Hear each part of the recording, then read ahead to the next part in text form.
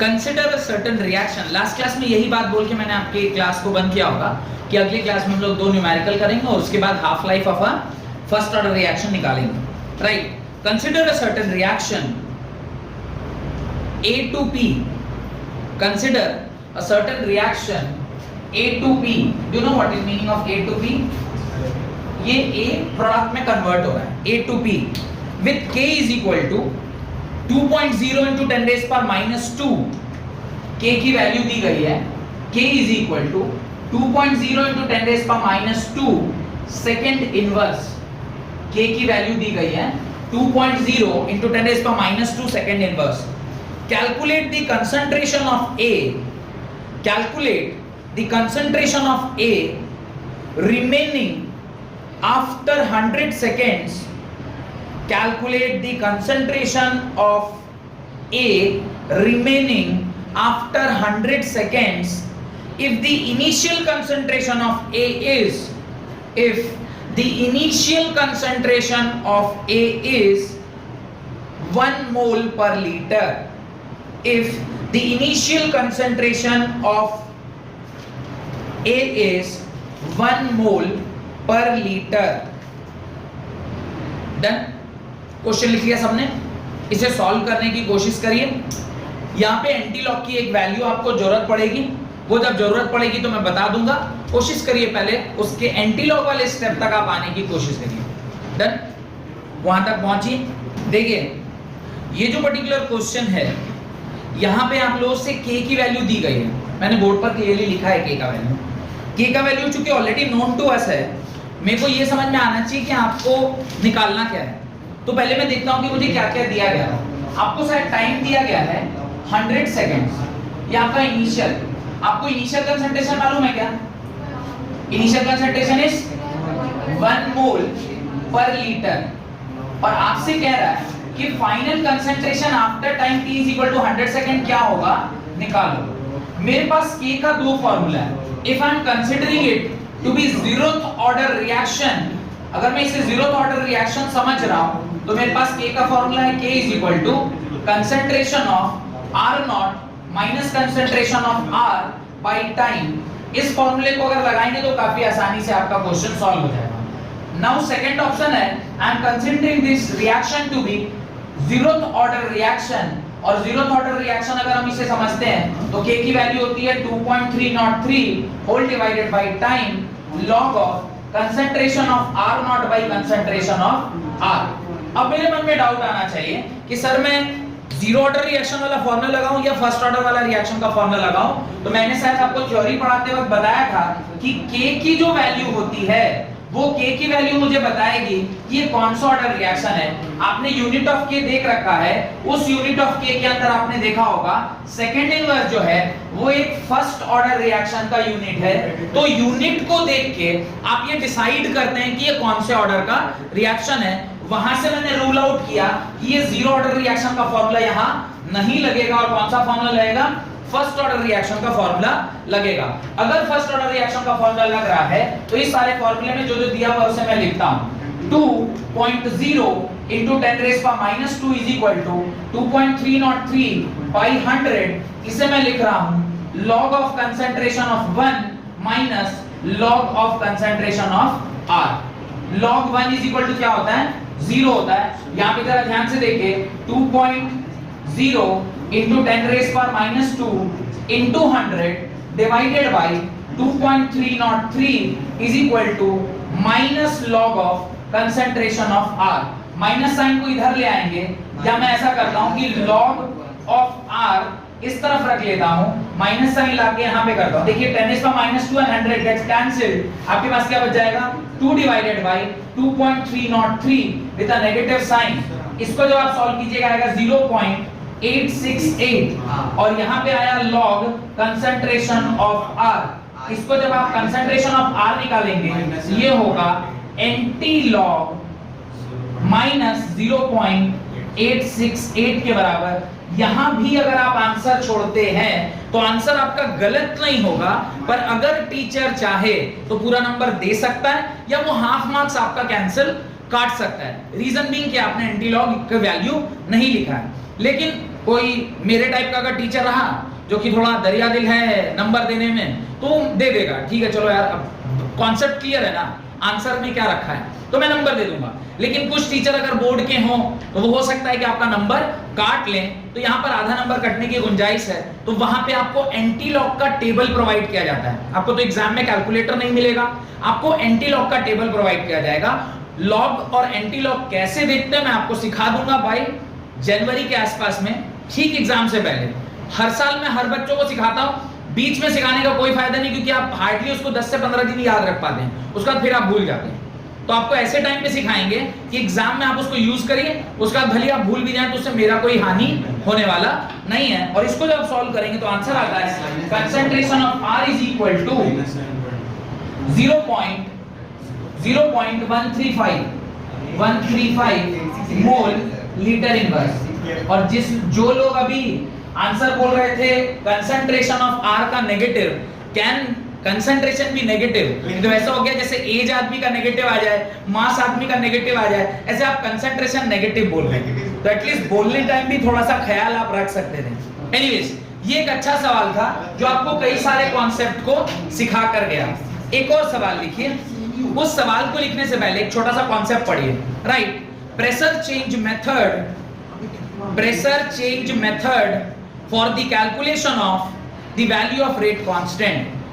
Pressure change method for the calculation of value of rate constant। ये सवाल अगर आपका क्लियर है तो अगला सवाल करने के लिए जो कॉन्सेप्ट अभी मैं बता रहा हूं आपको, उसको आपको पहले समझना चाहिए, उसके बाद आपको इस सवाल को सॉल्व करना चाहिए जो अभी मैं करवाऊंगा। अगला सवाल जो करवाने वाला हूं, देखिए ध्यान से क्या कह रहा है। पहले टॉपिक को समझिए कि टॉपिक क्या कह रहा है। प्रेशर चेंज मेथड यानी तीनों के तीनों मतलब जो रिएक्टेंट और प्रोडक्ट दिया हुआ है वो सारे के सारे गैसियस फेज में। अगर सारा कुछ गैसियस फेज में है तो आपने Dalton's law of partial pressure class 11th में गैसियस स्टेट चैप्टर में पढ़ा था। वहां पे आपको बताया गया था कि किसी भी ऐसे कंटेनर के अंदर जहां पर एक से ज्यादा गैसेस प्रेजेंट है, ये मैं अभी जो बोल रहा हूं वो क्या बोल रहा हूं, Dalton's law of partial pressure 11th में आपने पढ़ा था। Just to understand this concept Dalton's law of partial pressure is required, इसलिए ये कॉन्सेप्ट को थोड़ा सा ब्रीफ में बता दे रहा हूं। डाल्टन ने कहा कि अगर एक कंटेनर है उसके अंदर एक से ज्यादा नॉन रिएक्टिव गैसेस, वर्ड क्या बोल रहा हूं, नॉन रिएक्टिव गैसेस प्रेजेंट हैं, तो जो उस कंटेनर का टोटल प्रेशर होगा वो उन सारे गैसेस के इंडिविजुअल प्रेशर के बराबर होगा। क्या बोल रहा हूं मैं, समझ में आ रहा है? अगर एक कंटेनर के अंदर एक से ज्यादा गैस प्रेजेंट है तो जो टोटल प्रेशर, अब गैस है तो प्रेशर होगा भाई, गैस जहां भी रहता है वहां प्रेशर बनाएगा। उस कंटेनर में जो टोटल प्रेशर है, अगर आप उस तीनों गैस की उतनी मात्रा उसी प्रकार के डब्बे में अलग अलग नापे, तो पहले गैस के लिए PA आया, दूसरे गैस के लिए PB आया, तीसरे गैस के लिए PC आया, और आपने P टोटल भी निकाल के रखा हुआ है। जब आप PA plus PB plus PC करेंगे इंडिविजुअली, वो ऑटोमेटिकली P टोटल के क्या हो जाएगा, बराबर हो जाएगा। इसको कहते हैं Dalton's law of partial pressure. ये पार्शियल प्रेशर क्या है, PA इंडिविजुअल गैस का प्रेशर है, इसलिए से partial pressure, because it is the contribution of one gas. फिर PB is the contribution of second gas, PC is the contribution of third gas. अगर 10 gases होंगे तो ऐसे चलता जाएगा। इन सारे इंडिविजुअल गैसेस का जो प्रेशर का सम है वो टोटल प्रेशर के बराबर होता है। ये एक्सपेरिमेंटली प्रूव किया किसने, डाल्टन ने। इसी कॉन्सेप्ट को हम लोग इस पर्टिकुलर जो अभी मैंने टॉपिक आपको लिखवाया है, pressure change method for the calculation of value of rate constant, rate constant की वैल्यू को पता करने के लिए प्रेशर चेंज मेथड हम लोग यूज कर रहे हैं। अब प्रेशर चेंज मेथड क्यों, क्योंकि यहां पर जो रिएक्टेंट और प्रोडक्ट बन रहे हैं वो सारे के सारे कैसे हैं, गैसियस फेज में। अगर रिएक्टेंट और प्रोडक्ट गैसियस फेज में होगा तो आपको concentration in terms of mole पर लीटर यूज करने की जरूरत नहीं है। उसके जगह पे आप क्या यूज कर सकते हैं, प्रेशर भी यूज कर सकते हैं। ये हमने गैसियस फेज में भी देखा था। एवोगाड्रो लॉ के अंदर आपने पढ़ा था कि हर गैस का वॉल्यूम जो 22.4 लीटर है वो 1 मोल के बराबर होता है। नंबर ऑफ एटम्स या मॉलिक्यूल्स या compound present in every 22.4 litre of gas is equal to 1 mole. Class 11th में थोड़ा बहुत भी अगर आपको ध्यान आ रहा है तो हमने ऐसा पढ़ा हुआ। लिखना स्टार्ट करिए। Let us consider a typical first order reaction. Let us consider a typical first order reaction. A gaseous gives B gas plus C gas. A gas gives B gas plus C gas. उसके नीचे लिखते हैं let Pi be the initial pressure of A. Let Pi be the initial pressure of A at time t is equal to 0. तो at time t is equal to 0, time t जब 0 है तो initial जो pressure है A का उसको मैंने क्या लिख लिया, Pi लिख लिया। अभी ये लिखिएगा मत, खाली रिएक्शन लिखिएगा, उसके बाद वापस से एक बार लिख के स्टेटमेंट जब पूरा हो जाएगा तो फिर जो मैं लिखूंगा उसे लिखिएगा। Let Pi be the initial pressure of A at time t is equal to 0 and Pt be the total pressure at time t. Pt, P subscript में T, उसका क्या मतलब होगा? P total, very good. P total, Pt be the total pressure at time t. Full stop. Integrated rate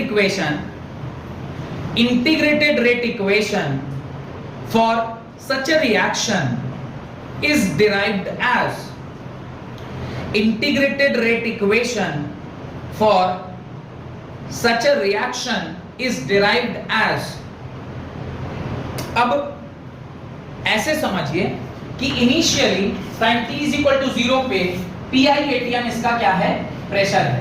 अब अगर ये Pi ATM है तो करस्पॉन्डिंगली आप जानते हैं कि B और C उस टाइम पे क्या होंगे, कुछ नहीं होगा, क्योंकि इनिशियली सिर्फ हमारे पास क्या होता है, रिएक्टेंट होता है, प्रोडक्ट कुछ भी नहीं होता। लेकिन जब आप at time t is equal to t की बात कर रहे हैं, जब समय time t is equal to t आ गया, अब मुझे बताइए इस Pi में से कुछ x घट गया होगा और ये इतना ATM बच गया होगा, और इसका चूंकि 1 मोल से इसके 1-1 मोल बन रहे हैं तो इसके इतने घट जाने पर जितना घटा उतना ही यहाँ पर x ATM और x ATM प्रेशर डेवलप होगा। अकॉर्डिंग टू, ध्यान से देखिएगा, according to Dalton's law of partial pressure क्या लिख सकते हैं आप?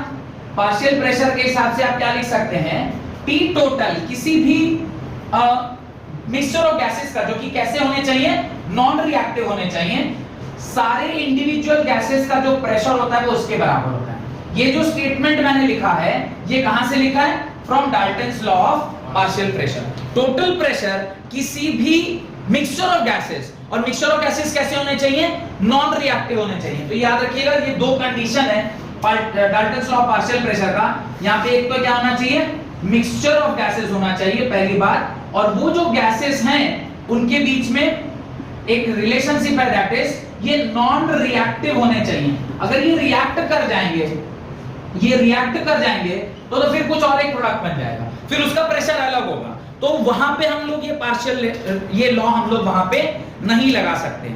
उस केस में अगर इसी चीज को हम यहां पर यूज करें, कहां पर, इस वाली लाइन पे, तो आप टोटल प्रेशर क्या लिखोगे, Pt is equal to Pi minus x plus x लिखेंगे कि नहीं लिखेंगे, सोच के बताइए, you will write this or not। Reason भी कि इस टाइम पे यही प्रेशर है।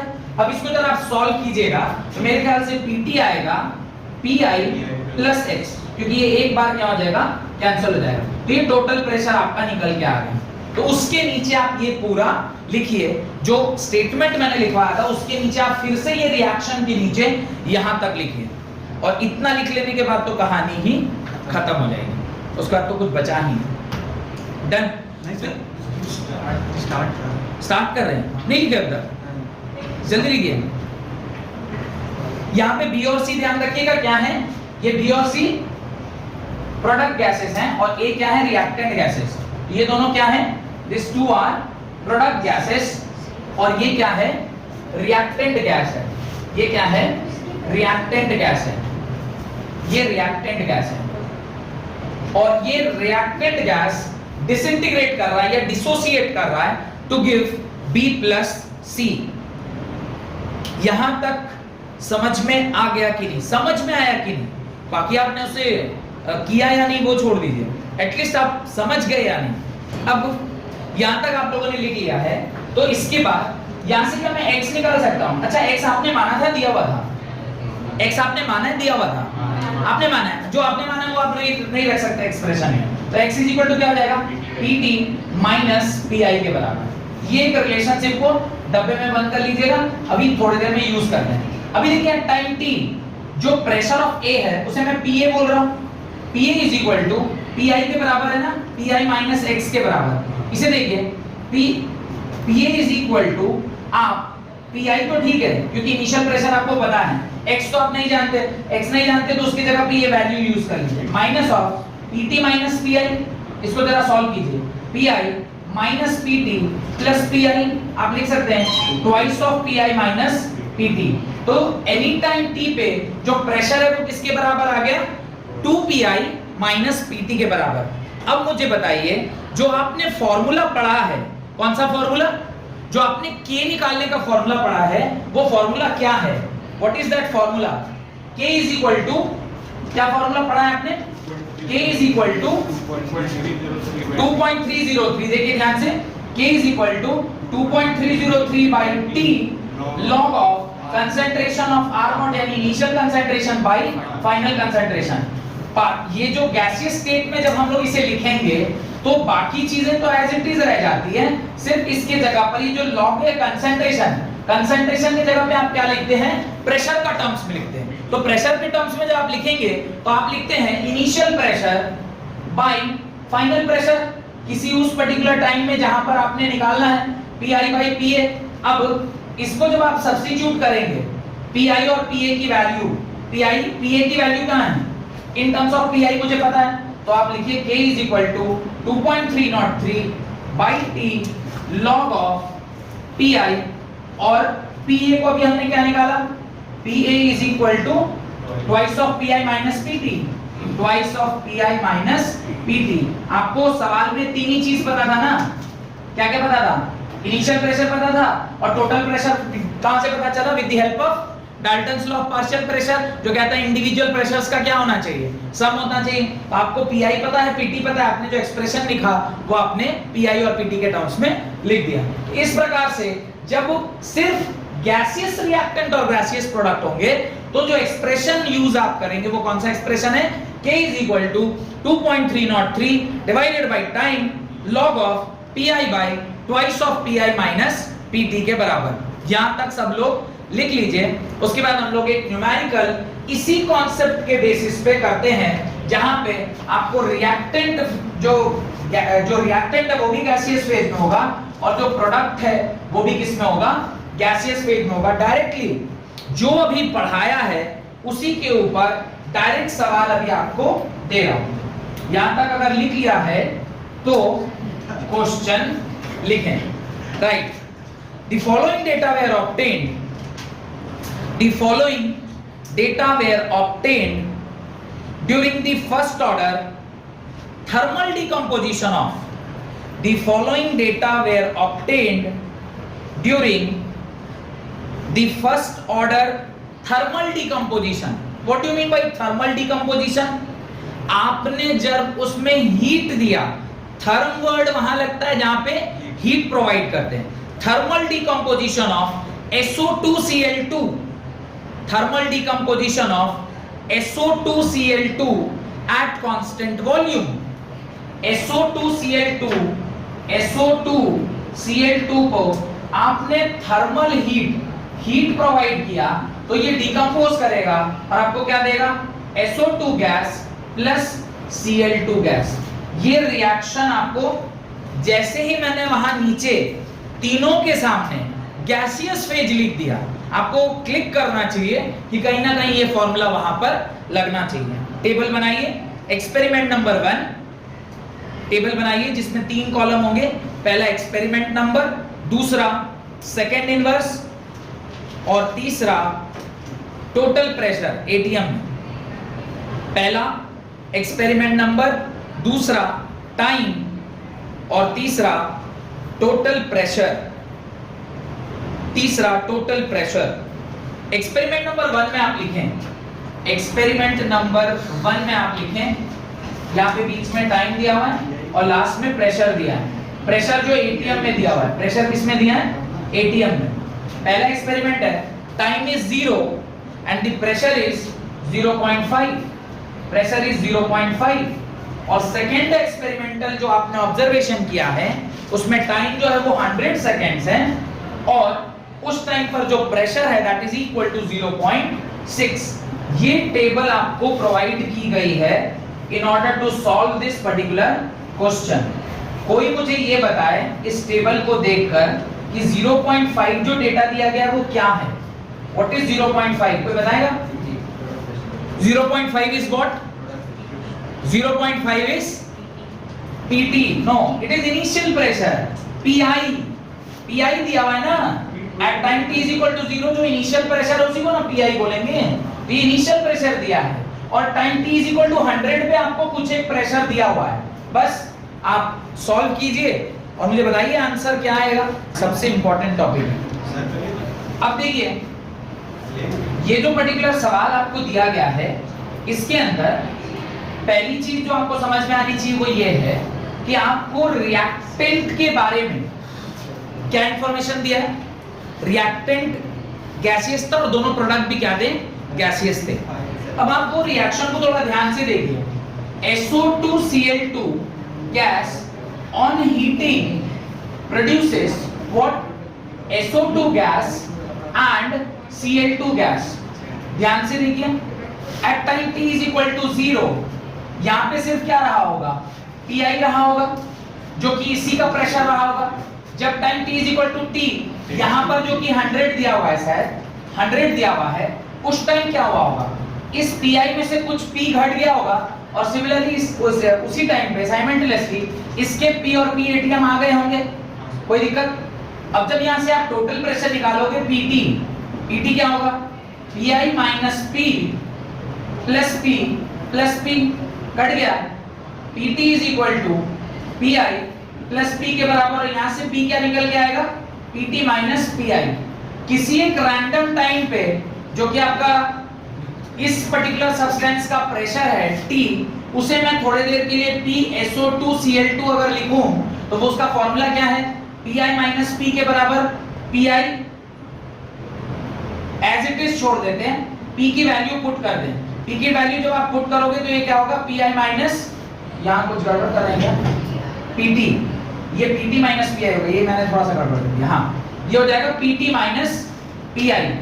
इसको जब आप सॉल्व करोगे PI minus PT plus PI के बराबर और ये आ जाएगा twice of PI minus PT, यानी at time t is equal to 100 seconds जो प्रेशर होगा वो इसके बराबर होगा। अब मेरे मन में डाउट आना चाहिए कि सर हम लोग ये क्यों निकाल रहे हैं? ध्यान से फॉर्मूला को चेक करिए। फॉर्मूला कहता है K is equal to 2.303 by time log of initial pressure by 100 second के बाद कितना प्रेशर बचा हुआ है, तो प्रेशर ऑफ SO2Cl2। अब PI क्या मुझे पता है? PI मुझे पता है बिकॉज ये सब क्या है? जीरो है। तो इनिशियली जो टोटल प्रेशर है वो किसके बराबर? PI प्लस 0 जो कि क्वेश्चन में 0.5 दिया हुआ है। तो K इज इक्वल टू 2.303 कितने समय के बाद निकालना है? 100 इनटू लॉग ऑफ PI, इन तीनों को जोड़ के किसके बराबर है? टोटल प्रेशर 0.5 के बराबर। अब देखिए P ऑफ SO2Cl2 मुझे निकालना है। P ऑफ SO2Cl2 का फॉर्मूला क्या बराबर? Twice of PI minus PT। आपको देखिए इनिशियल प्रेशर कितना दिया है? 0.5 minus PT final pressure, total pressure at the time T is equal to 100 कितना है? 0.6। इसको सॉल्व कीजिएगा आएगा 1 minus 0.6 that is equal to 0.4। तो अब यहाँ पे आप क्या पुट करोगे? 0.4। इसके बाद जब आप इसे फर्दर सॉल्व करेंगे तो ध्यान से देखिए, अब ये टेबल में मिटा रहा हूं यहां से क्योंकि इसकी वैल्यू हमने यूज कर ली है। K is equal to 2.303 by 100 log of 5 by 4 log of 5 by 4 K is equal to 2.303 by 100 into log of 1.25 log of 1.25 की जो वैल्यू होती है that is something 0.9 के बराबर, that is 0.9 वो है 0.0969 के बराबर, 0.0969 के बराबर। और तब जब आप इसे सॉल्व करेंगे तो ये आता है 2.23 into 10 raised to the power -3। और क्वेश्चन में दिया हुआ है कि it is a first order thermal decomposition, तो आप डायरेक्टली इसका आंसर क्या लिखेंगे, यूनिट क्या होगा, सेकेंड इनवर्स होगा। और ये आपका इस सवाल का आंसर है। डन, ये बात समझ में आ गई? कोई डाउट है तो पूछिए। सर ये जो आप इतना सारा जो किए वो हम लोग ट्वाइस ऑफ जो फार्मूला उसमें भी डालते जो डायरेक्ट? बिल्कुल कर सकते हैं, पर मैंने इसलिए बता दिया ये सारा कुछ, उसका रीजन ये था कि अगर बाई चांस ये जो टेबल आपको दिया था वहां टोटल प्रेशर ना देके, सपोज अगर कुछ उसमें आपको इधर उधर घुमाने की कोशिश करे, तो फिर अगर आप कंसेप्चुअल क्लैरिटी है कि वो टेबल में क्या दिया हुआ है, किसकी वैल्यू है, तो आप उसको सवाल सॉल्व करना आपके लिए रिलेटिवली आसान हो जाएगा। अगर सीधे आप फॉर्मूला याद किए और यहाँ पे टोटल प्रेशर की जगह पार्शियल प्रेशर दे दिया, आप वही फॉर्मूला यूज कर दिए, आपका आंसर क्या हो जाएगा, गलत हो जाएगा। तो कॉन्सेप्चुअली आपको पता होना चाहिए, डायरेक्ट फॉर्मूला नहीं बना रहे हैं, फॉर्मूले में कौन सी चीज कहां से आई है वो भी मुझे पता होना चाहिए, क्योंकि जो सवाल मैं दे रहा हूं जरूरी नहीं ना कि ऐसे ही सवाल आपको एग्जाम में पूछा जाए, देयर कैन बी वेरिएशन। तो आपको इसलिए एक एक स्टेप तोड़ के दिखा दिया ताकि आप उसके वेरिएशंस भी अगर आए तो आप उसको मैनेज कर लें। यहां पर इस क्वेश्चन में डायरेक्टली पीटी दिया हुआ था और पीटी के टर्म्स में ही फॉर्मूला है, तो आसान हो गया, आपने सीधे यूज कर लिया। हो सकता है ना कि आपको पीटी का टर्म ना दे के पार्शियल प्रेशर दे दे, तो फिर आपको तो कॉन्सेप्चुअल क्लैरिटी अगर नहीं होगा आप फंस जाइएगा। तो इसलिए मैंने कहा कि उसको मैं निकाल के दिखा देता हूं कि ये क्या चीज दिया हुआ है, ताकि आप अगर कोई आपके साथ खेलना चाहे, आपके साथ अगर कोई गुगली फेंक रहा है क्वेश्चन के फॉर्म में, तो आप उसको हैंडल कर लीजिएगा। हेडिंग डालें, half life of a reaction. बहुत इंपॉर्टेंट कॉन्सेप्ट है half life of a reaction. किसी भी रिएक्शन का हाफ लाइफ, इसका क्या मतलब है समझिए। पहले हाफ लाइफ का मतलब क्या होता है उसे समझते हैं, फिर उसके फॉर्मूले के बारे में देखेंगे। हाफ लाइफ क्या है? Right, the time period in which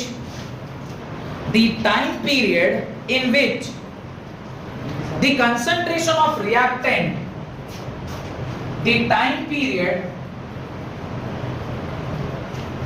in which the concentration of a reactant is reduced to 1/2 of its initial concentration,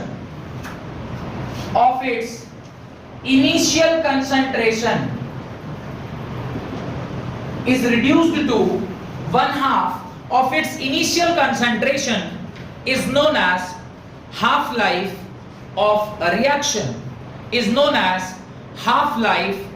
reaction, क्या कह रहा है ये बात कह रहा है कि कोई भी रिएक्शन है जो A से सपोज करिए B को जा रही है, time t is equal to 0 पर सपोज करिए ये x बना हुआ है आपके पास, आप जानते हैं कि उस टाइम पर ये कितना होगा, 0 होगा। वो समय जिस पर इसका कंसंट्रेशन x/2 हो जाए, क्या बोल रहा हूं मैं, इनिशियल जितना आपने लिया था उसका आधा हो जाए, उस समय को हम क्या बोलते हैं, हाफ लाइफ बोलते हैं।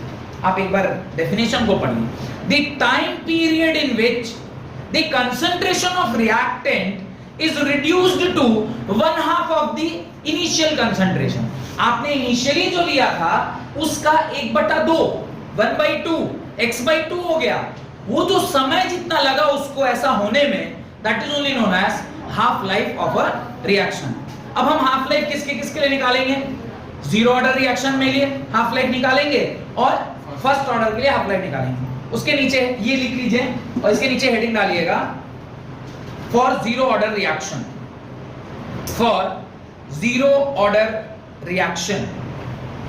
तो यहां पे आप for zero order reaction लिखेंगे, for zero order reaction।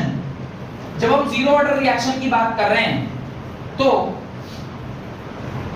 आपका जो k का वैल्यू है वो डिपेंड करता है R0 - R by टाइम। इस केस में हम लोग टी हाफ कैलकुलेट करना चाहते हैं और टी हाफ वो क्षण है जिस क्षण पे आपका जो इनिशियल कंसंट्रेशन है वो किस में बदल जाए, आर नॉट बाई 2 में बदल जाए। This is the condition of half life. ये वो कंडीशन है जिसमें आर नॉट बाई 2 में कन्वर्ट हो जाए। आर नॉट बाई 2 में कन्वर्ट हो जाए, या मैं बोलूं कि वो टाइम पीरियड जिसमें जो फाइनल कंसंट्रेशन है वो किसके बराबर हो जाए, आर नॉट बाई 2 के बराबर हो जाए। अब आप इस k को क्या लिखोगे, k is equal to R not minus, अब r किसके बराबर है, आर नॉट बाई 2 के बराबर है, होल डिवाइडेड बाई, अब टाइम किस में बदल गया, t हाफ में बदल गया। t हाफ को आप ऊपर ले आइए, ये क्या हो जाएगा, twice of R not minus R not by 2 k के बराबर, t half is equal to, दो में से एक जाएगा, क्या बचेगा, आर नॉट बाई 2 k। ये आपका t हाफ का फॉर्मूला बन गया। t half is equal to initial concentration by 2 times the rate constant का वैल्यू। ये फॉर किसके लिए, फॉर जीरो ऑर्डर रिएक्शन। ये एग्जाम में नहीं पूछा जाता, रीजन बहुत सरल है। इतना सरल आपसे कौन पूछेगा कि भाई जहां पे इसको आधा कर दिया और नीचे उसको टी हाफ निकालो, टी हाफ आ गया। इसके ऊपर आपको डेरिवेशन तो नहीं पूछा जाएगा, हाँ कोई न्यूमेरिकल ऐसा कोई पूछ ले तो अलग बात है, उसके भी चांसेस ना के बराबर है। इसको लिख लेने के बाद उसके नीचे चंद लाइनें आपको लिखनी है, राइट। इट इज यहां पर वो टाइम जिस पे कंसंट्रेशन किसके बराबर है, आर नॉट बाई 2 हो जा रहा है, यानी इनिशियल का आधा हो जा रहा है। आपने बस उन्हीं सारे वैल्यूज को पुट किया, क्रॉस मल्टीप्लाई किया, टी हाफ की value R not by twice of k के बराबर आ गई। लिखें इसके नीचे, it is clear that T half for a zero order reaction, it is clear that T half for a zero order reaction is directly proportional to the initial concentration. T half of a zero order reaction is directly proportional to the initial concentration of the reactant. आंख से भी दिखाई दे रहा है, T half जो है वो directly proportional to R naught के बराबर है। पहला point, T half is directly proportional to the initial concentration of the reactant. Second माने उसमें आगे लिखिए, and is inversely proportional to the rate constant. Second चीज जो मुझे यहां से दिखाई दे रही है वो ये है कि टी हाफ जो है वो इनवर्सली प्रोपोर्शनल है द रेट कांस्टेंट। ये दोनों बातें यहां से हमें समझ में आ रही है कि रेट कांस्टेंट के इनवर्सली प्रोपोर्शनल होता है टी हाफ और इनिशियल कंसंट्रेशन के डायरेक्टली प्रोपोर्शनल होता है टी हाफ। यहां तक कोई डाउट? हेडिंग डालें, फॉर फर्स्ट ऑर्डर रिएक्शन। ये दोनों बातें उसके नीचे लिख लीजिएगा, उसके नीचे लिखिए for first order reaction. First order reaction के लिए भी आपको क्या करना है, यही कार्यक्रम करना है, और वहां पर भी हम लोग चेक करेंगे डिपेंडेंसी क्या आ रही है, डिपेंडेंसी क्या है। लिखिए for the first order reaction, for the first order reaction, first order reaction अगर हुआ तो उसके लिए टी हाफ क्या आएगा, तो कंडीशन तो अभी भी वही है, time t is equal to 0 पे जो कंसंट्रेशन है वो अभी कितना है, r नॉट है, और जब time t is equal to t half हो जाएगा तो इसका जो कंसंट्रेशन है वो r नॉट बाई 2 हो जाएगा। अभी देखिए k की वैल्यू आप क्या जानते हैं, 1 by t ln concentration of r not by concentration of r, this you know. ln लिखा मैंने 2.303 लिखने की आवश्यकता नहीं है। अगले स्टेप पे अगर मैं इसे 1/t हाफ लिख रहा हूं तो यहाँ पे ln r नॉट बाई 2 लिख सकता हूं क्या? अगर मैं ऐसा लिखूंगा r नॉट बाई 2 कंसंट्रेशन का आधा, अभी इसको सॉल्व कर रहा हूं 1/t हाफ लॉग नहीं लिख रहा, ln r not by r not into 2, ये कट गया, k is equal to 1/t half ln 2। जो लोग कैलकुलेटर यूज कर रहे हैं या फिर मैं आपको डायरेक्टली ln 2 की वैल्यू बता देता हूं। जब आप ln 2 सॉल्व करेंगे, कैलकुलेटर बता रहा है 0.693, ln 2 की वैल्यू क्या होती है 0.693। ये जो वैल्यू है उसको मैं यहां लिख रहा हूं, k is equal to 0.693 whole divided by T half. हम लोग इंटरेस्टेड हैं क्या पता करने में? टी हाफ पता करने में। टी हाफ पता करना मतलब इसको आप ऊपर ले आइए और इसको नीचे ले जाइए। T half is equal to 0.693 by k। इसको आप डब्बे में बंद करिए और यहां से मुझे एक बात कंक्लूड हो रही है कि जो फर्स्ट ऑर्डर रिएक्शन होता है वो इनिशियल कंसंट्रेशन से उसका कोई लेना देना नहीं है। यहां पर जो टी हाफ है वो सिर्फ एक ही पॉइंट पर डिपेंड कर रहा है कि T half is inversely proportional to rate constant. Whereas zero order reaction का टी हाफ किस किस के ऊपर डिपेंड करता है?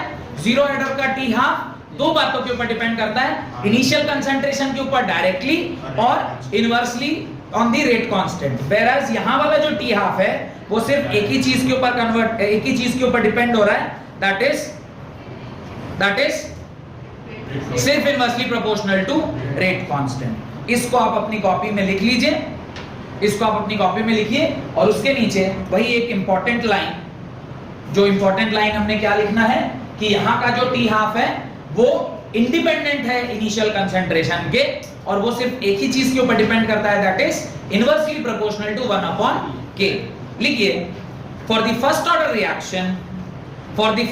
Reaction T half is independent of initial concentration. T half is independent of the initial concentration. T half is independent of the initial concentration and is dependent inversely on rate constant. Is dependent inversely on rate constant. अब यहां पे एक important point मैं लिखवा रहा हूं, ध्यान से जरा देखिएगा। जीरो ऑर्डर के लिए जब आपने जीरो ऑर्डर लिखा उसके लिए जो आपका टी हाफ था वो किसके ऊपर प्रोपोर्शनल था? कंसंट्रेशन ऑफ आर नॉट के ऊपर। जब आप टी हाफ लिख रहे हैं फॉर फर्स्ट ऑर्डर रिएक्शन तो जो टी हाफ आया वो आर नॉट के पावर 0 आया, यहां पे 1।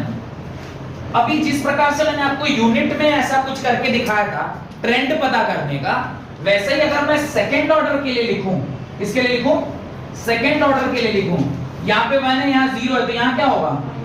T half will be dependent on concentration of R not के पावर -1। ये इसके ऊपर -1 की तरह डिपेंड करेगा। अगर मैं इसी बात को जनरल किसी भी ऑर्डर nth ऑर्डर रिएक्शन के लिए लिखूं, for nth order of reaction अगर मैं लिखता हूं तो आप टी हाफ की प्रोपोर्शनैलिटी कैसे लिखते हैं? Concentration of R not n-1, concentration of R not n-1 और समथिंग एल्स। अच्छा, concentration of R not 1/n-1, ये क्या है? Concentration of R not is 1/n-1, ये आप लिखते हैं। अब आप ध्यान से देखिए, अगर मैं n = 0 डाल रहा हूं, यहां 0 डाला, 0 - 1 आर नॉट के power -1 is R not, T half is R not के बराबर। अच्छा, जब 1 डाल रहा हूं, 1 - 1 इज 0, आर नॉट के power 0 is 1, anything to power 0 is 1, R not के पावर 0 इज 1, इंडिपेंडेंट। अभी देखिए 2 डाल रहा हूं, 2 डालूंगा तो 2 - 1 इज -1/2। अगर ये माइनस, अच्छा क्या बोल सही बोल, ये 1 डाल रहा हूं फॉर सेकंड ऑर्डर डालिए, सेकंड ऑर्डर डालेंगे तो क्या आएगा? 2 - 1 डाला तो क्या आया? 1 आया तो ऊपर चला गया, नहीं -1 हो गया। तो देखिए यहाँ पे क्या आ रहा है? -1 आ रहा है। इस प्रकार से किसी भी ऑर्डर ऑफ रिएक्शन में अगर मुझे ये पता करना है कि वो आर नॉट पे किस प्रकार से डिपेंड कर रहा है, तो आप ये वाला फॉर्मूला से आर नॉट के ऊपर जो उसकी डिपेंडेंसी है टी हाफ की, वो बड़ी आसानी से निकाल सकते हैं। किसी के मन में ये डाउट आ रहा है, सर टी हाफ का k के साथ सेकंड ऑर्डर में क्या रिलेशनशिप होगा? ऑब्वियसली इनवर्सली प्रोपोर्शनल, क्योंकि वो तो चेंज नहीं हो रहा ना। आपने जीरो ऑर्डर में भी देखा इनवर्सली प्रोपोर्शनल, फर्स्ट ऑर्डर में देखा इनवर्सली प्रोपोर्शनल, तो सेकंड ऑर्डर में अचानक से थोड़ा ऊपर चला जाएगा, इनवर्सली प्रोपोर्शनल ही होगा। ये बात आपको समझ में आनी चाहिए। डन? यहां तक कोई दिक्कत? अगली क्लास में एक न्यूमेरिकल करेंगे जो इसी half life of a reaction के ऊपर डिपेंड करेगा।